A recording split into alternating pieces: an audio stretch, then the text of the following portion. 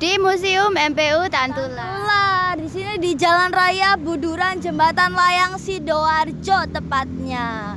Bersama Anastasia, Violin dan Rida, Talita, Yasmin. Oke, ikutin keseruan kita di dalam MPU Tantular.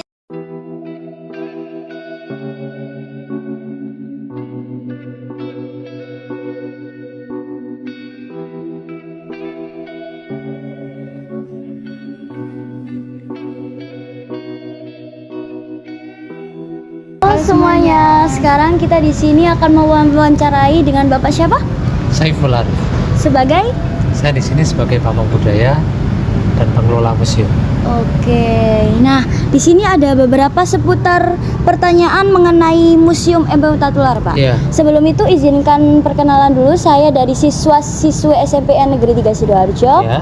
Saya Rida Talita Yasmin Katiri dan ini teman saya Anastasia Violin. Oke, Anastasia. jadi pertanyaan yang pertama, kapan sih Pak Museum MPU Tantular ini diresmikan? Ya, terima kasih sebelumnya atas kunjungan adik-adik semuanya di Museum Tantular. Jadi Museum Tantular sebenarnya sudah berumur lama. Jadi kita berdiri itu sejak setidaknya tahun 1922. Sebelum kemudian tahun 1933 itu museum resmi dibuka. Jadi masyarakat umum bisa berkunjung dan melihat-lihat ada apa di dalam museum itu. Yang mana Museum Tantular itu adalah tempat untuk menyimpan dan melestarikan benda-benda sejarah dan benda-benda cagar budaya. Jadi benda-benda yang berkaitan dengan tinggalan nenek moyang kita masa lalu kita coba simpan di sini, sekaligus kita komunikasikan kepada masyarakat. Jadi masyarakat bisa belajar tentang warisan sejarah masa lalu dengan berkunjung ke Museum Tantular. Oke. Selanjutnya apa sih Pak tujuan utama dari didirikannya Museum MPU Tantular? Ya, jadi seperti yang disampaikan tadi bahwa museum itu adalah tempat untuk menjaga, merawat dan sekaligus melestarikan benda bersejarah dan benda cagar budaya. Kenapa harus diselamatkan? Karena memang kebanyakan benda-benda itu di tempat asalnya itu sudah terbengkalai. Jadi dikhawatirkan kalau beberapa benda itu ketika di luar pengawasan dari masyarakat dan pihak yang berwajib, maka benda-benda itu kalau tidak hilang dan pada akhirnya dia akan rusak karena tidak ada yang menjaga dan merawat. Makanya kita di Museum Tantular berupaya untuk mengumpulkan dan kemudian menyimpan di sini, harapannya supaya benda itu bisa berumur lebih lama dan bisa dikenal, dikunjungi, dan masyarakat belajar di dalam museum ini. Begitu. Nah, untuk di barang-barang ini tuh ada yang benar-benar resmi dari sejarah itu atau ada duplikatnya juga ya? Oke, jadi awalnya memang benda-benda yang ada di Museum Tantular itu ada benda-benda asli yang memang dia benda buatan nenek moyang kita zaman dulu. Tapi kemudian kita merasa perlu untuk membuat duplikat. Jadi pada masa sekarang tidak hanya Museum Tantular, tapi hampir semuanya museum yang ada itu juga berupaya membuat replika atau duplikat. Untuk apa? Karena kita seringkali harus menyelenggarakan pameran keluar, dan kalau kita harus membawa benda aslinya itu sangat riskan. Iya, Jadi dikhawatirkan akan hilang atau rusak. Makanya ketika kita pameran keluar, kita eksibisi keluar, kita membawa benda-benda duplikat itu. Iya, seperti itu kira-kira. Ada pertanyaan terakhir. Lalu pertanyaan terakhir, Ya. koleksi apa saja yang ada di Museum MPU Tantular? Oke, jadi Museum Tantular hingga sekarang kita sudah mengumpulkan sekitar 15.261 buah koleksi, yang itu kita bagi menjadi 10 jenis koleksi. Ada koleksi arkeologika, ada koleksi filologika yang tentang pernaskahan, ada koleksi numismatika yang terkait dengan mata uang, ada koleksi etnografika yang terkait dengan kesenian-kesenian, terutama kesenian-kesenian yang hampir punah. Itu coba kita simpan dan kita angkat kembali, yang mana kita juga menyelenggarakan event khusus biasanya seperti kayak kesenian wayang beber. Wayang beber itu selain langka, dia hanya ada 2 di Indonesia. Sekarang ini sudah nggak ada lagi yang melestarikan. Kita mencoba untuk mempertunjukkan itu dalam event-event khusus yang kita gelar. Seperti itu adik-adik. Kalau boleh tahu event-event dari Empu Hutan Tular atau yang diselenggarakan itu di mana saja? Oke, jadi biasanya kita selenggarakan eventnya itu adalah pergelaran warisan budaya tak benda. Jadi kegiatannya itu kita selenggarakan di Museum Hutan Tular di di Bagian depan. di bagian Rumah Majapahit. Di situ ada satu stage yang memang kita bangun untuk mempergelarkan kesenian warisan budaya yang memang keberadaannya sudah cukup langka gitu. Oh, yang background yang Rumah besar Majapahit. itu. Oh, Kita iya. biasanya selenggarakan di situ. Oke, sekian Pak pertanyaan dari kita. Terima kasih. Sama-sama. Ya, terima kasih. Wassalamualaikum warahmatullahi wabarakatuh. Waalaikumsalam. Tujuan pertama kita yaitu di Galeri Pohon Faber. Yuki.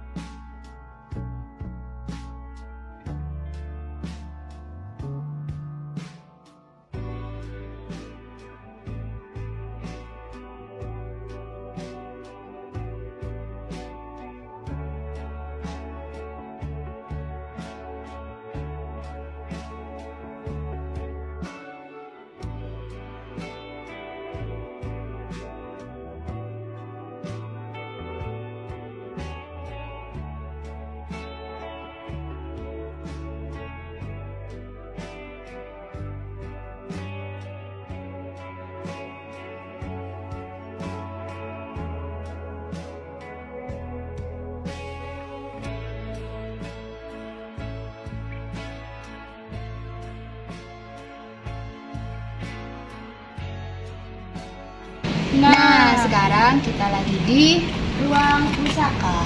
Ikutin kita terus yuk, yuk.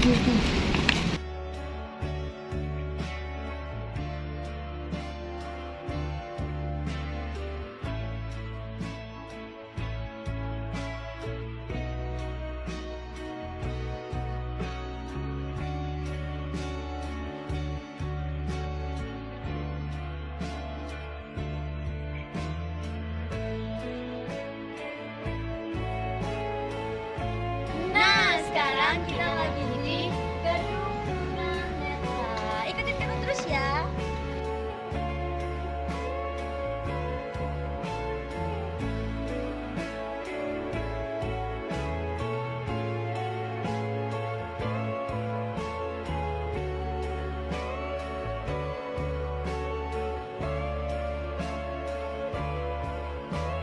Oke guys, jadi kita udah selesai mengelilingi dan Mengunjungi Empu Hutan Tular. iya, di sini ternyata beneran banyak banget sejarahnya. Aku nggak expect bakal sampai 13.000 ya.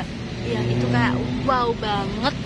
Dan kita nggak sendirian ya, kita ditemani oleh kameramen kita, yaitu Bonus ada kucing imut 2 sama 1 anjing. Oh my god. jadi kita ditemani oleh kameramen kita yaitu Radityawan Mandala. Ini anaknya. Cring. Oke, terima kasih semuanya yang sudah menonton sampai akhir. Lanjut ke teman-teman kita yang lainnya. Bye bye. Halo semuanya, saya di sini Farhanora Akila dan rekan saya. Saya Sofia Hafsah. Di sini kami sedang berada di galeri Bapak Pengrajin Kulit yang ada di Sidoarjo. Nah, di sini Nah, sekarang mari kita lihat tentang isi galerinya. mari.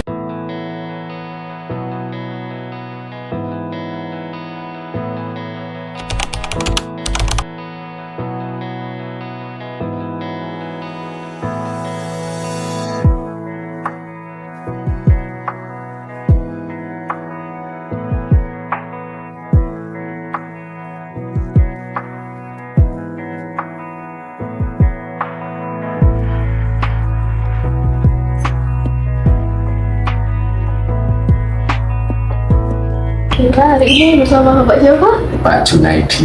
Junaidi. Saya akan memberikan pertanyaan ya Pak ya. Oh iya. Produksi yang ada di sini. Ya, silakan. Yang pertama, sejak kapan Bapak mulai menjadi pengrajin sepatu kulit? Saya memulai sebagai pengrajin kulit di sepatu kulit kurang lebih sekitar tahun 1998. Lama sekali ya. Sudah sangat lama sekali, sudah hampir 30 tahun. Ya. Itu tahun temurun apa lagi? Enggak turun-temurun karena di lingkungan Pak Jum ini banyak usaha-usaha yang sejenis sehingga tertarik akhirnya itu usaha-usaha yang sejenis tentang produk. Jadi semua yang ada di sini punya Bapak semua? Bapak yang bikin? Oh iya, yang ada di sini produknya Pak Jum semua dan hasil karya dari begitu. Dan kedua, menurut Bapak apa perbedaan sepatu kulit yang dihasilkan di sini dengan yang ada di sini? ya, memang di dalam membuat sebuah produk itu harus ada sentuhan kreativitas. Dan yang namanya sepatu banyak kecapan seperti itu. Yang mempunyai sentuhan kreativitas ya, jauh lebih tinggi. Perbedaannya apa? Sama-sama sepatu kulitnya, sama-sama sepatu kanvasnya. Kalau yang saya produksi di Galeri Morbi ini, sepatunya ada tambahan ukiran kulit. Itu yang membuat unik ya. Yang pada umumnya sepatu yang sejenis ada ukirannya itu hanya 200, 300. Kalau ada ukirannya, baju bisa menjual sampai harga 800 sampai 900. Itu yang membedakan dengan produk-produk sejenis lainnya. Karyanya ya Pak Ya. Gitu kira-kira satu pasang sepatu itu harganya berapa? Bukan namanya, waktunya itu berapa lama Pak? Waktunya kalau sepatu itu kan ada yang sudah proses finishing, tinggal menambah sentuhan kreativitasnya. Kalau mulai dari nol, mulai dari proses menggambar, mulai proses sampai jadi ya kurang lebih kalau membuat satu sih hanya 1-2 hari sudah selesai. Kan kita tidak membuat satu, kita membuatnya dengan jumlah tertentu yang kadang-kadang perlu waktu yang paling nggak minimal 1 minggu sampai 2 minggu baru selesai, tergantung jumlah produk yang Menurut Bapak, apakah di Sidoarjo sendiri para pengrajin sepatu kulit masih banyak atau lestari Pak? Para pengrajin kulit yang ada di Sidoarjo sepatu kulit masih sangat banyak dan terus berkembang. Kenapa? Produk-produk lokal itu sekarang lebih banyak dicari. Karena apa? Produk lokal kenapa banyak dicari? Karena banyak produk impor yang masuk yang katanya itu kulit, ternyata bukan kulit. Faktanya apa? Produk-produk itu pada ngelupas, baik itu sepatu atau tas atau lain sejenisnya. Sehingga terus produk-produk lokal harus dikembangkan. Mengapa Bapak memilih menjadi pengrajin sepatu kulit? Mengapa saya harus memilih menjadi pengusaha pengrajin sepatu kulit ya? Ya itu karena saya melihat peluang untuk sepatu, kebutuhan sepatu itu sepanjang zaman. Mulai anak-anak sampai dewasa sampai nenek-nenek kayak juga pakai sepatu. Tinggal kita mencari bagaimana target marketnya, masuk di usia berapa yang mau kita jadikan sebagai target market. Terima kasih Pak.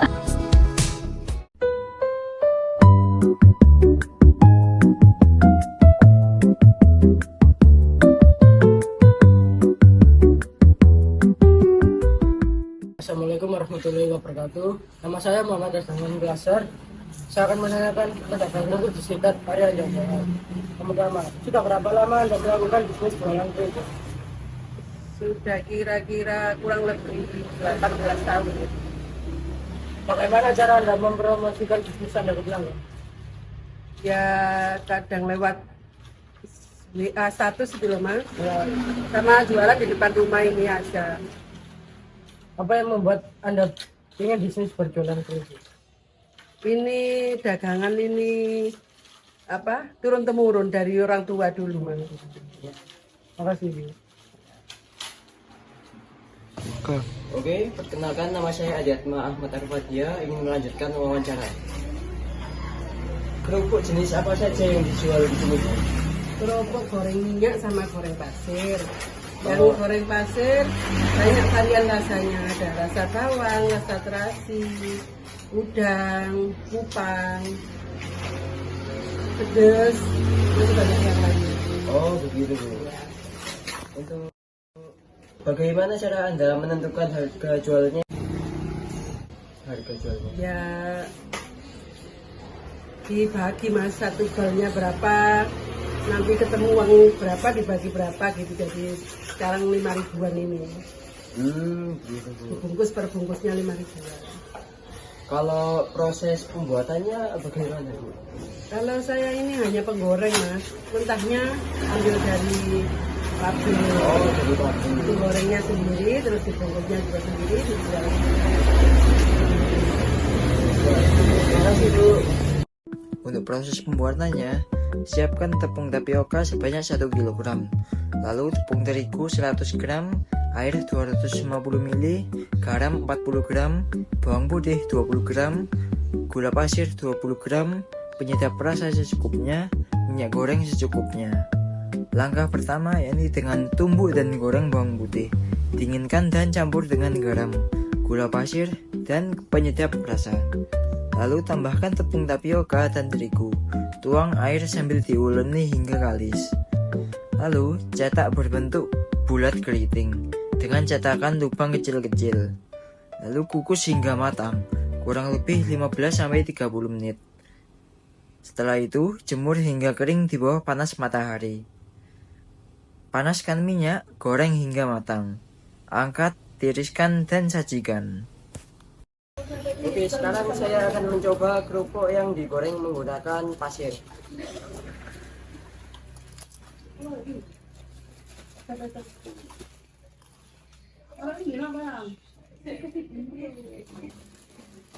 Untuk rasanya gurih dan renyah, dan rasanya rasa bawang. Oke, sekarang saya akan mencoba yang digoreng menggunakan minyak.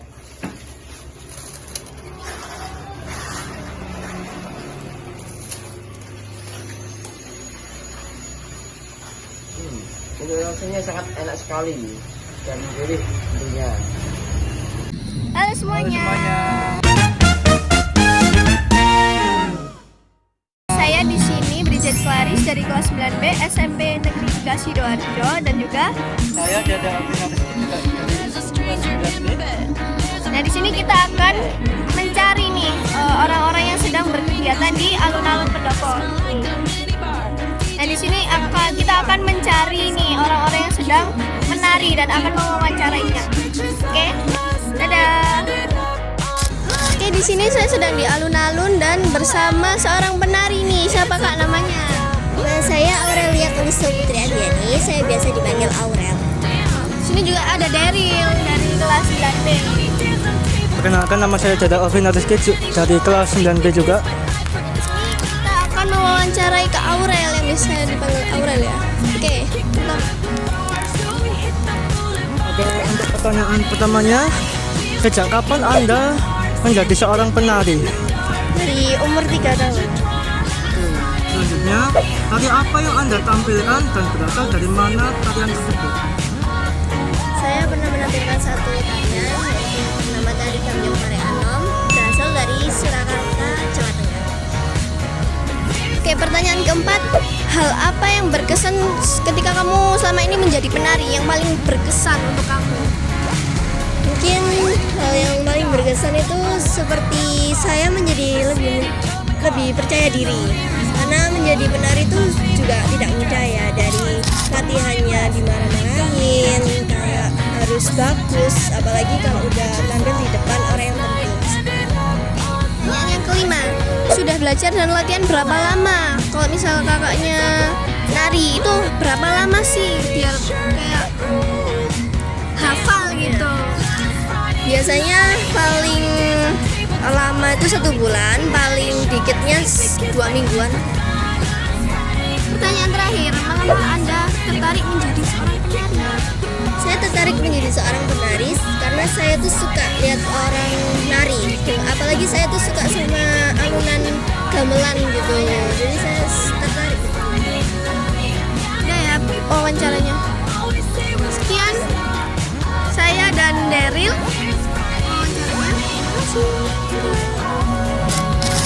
Oke guys, di sini aku sedang ada di alun-alun kota Sidoarjo. Nah di sini aku bakal ngasih tahu kalian apa aja yang ada di alun-alun. Oke, seperti yang kita lihat di belakang ada yang namanya pendopo alun-alun. Nah di sini tuh biasanya digunakan untuk orang-orang latihan menari dan lain-lain. Tuh contohnya ada di sana. Banyak anak kecil nari guys tuh di sana di pendopo. Oke, selanjutnya di sebelah kanan kita di situ ada sekolah-sekolah yang lagi itu latihan paskibra tuh, bisa kalian lihat. Oke, di sebelah kiri kita juga ada nih anak paskibra tuh, bisa kalian lihat.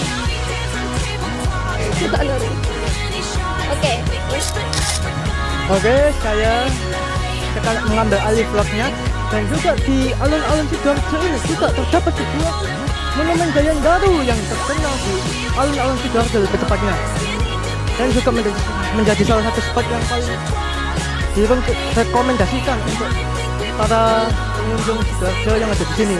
Dan juga terlihat sebelah sana juga terdapat sebuah tiang bendera yang sangat tinggi dan bisa digunakan untuk upacara kemerdekaan ataupun juga HUT Sidoarjo yang sepertinya sebentar lagi akan diadakan. Nah, selain itu juga di belakangnya tiang bendera juga ada pendopo yang menjadi pintu masuk sebuah gerbang utama untuk masuk ke alun-alun. Sebenarnya sih bisa dari mana saja ya, tapi utamanya seperti itu.